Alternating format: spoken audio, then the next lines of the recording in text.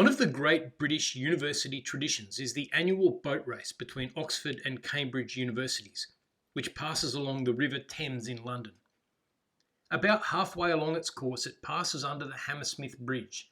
For many years, crowds would gather on the bridge to watch the rowers race underneath them. In 1843, an enterprising company erected barriers on the footpath of the bridge and started charging people to enter their area and watch the race. They had no legal right to do this and no right to prevent people entering, but they went ahead and did it anyway. They even managed to have police come along to help maintain order. Along came Mr. Bird. It's not entirely clear whether he wanted to watch the race or just cross the bridge, but he found himself obstructed by the company's barrier and tried to climb over it. They stopped him, and the police told him that if he tried it again, they would arrest him.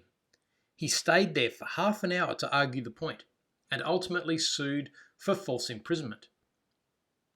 The question on appeal was whether he really was imprisoned. He was certainly prevented from going in the direction he wanted.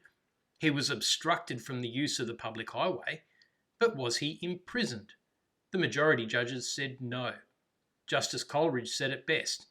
A prison may have its boundary large or narrow, visible and tangible, or though real, still in the conception only. It may be movable or fixed, but a boundary it must have, and that boundary the party imprisoned must be prevented from passing. He must be prevented from leaving that place, within the ambit of which the party imprisoning would confine him, except by prison breach. Some confusion seems to me to arise from confounding imprisonment of the body with mere loss of freedom.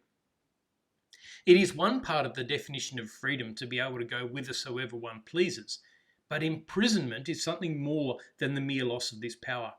It includes the notion of restraint within some limits defined by a will or power exterior to our own. In other words, false imprisonment means a total restraint within an area. If a way out is left, even if the way out is not desired, there is no false imprisonment.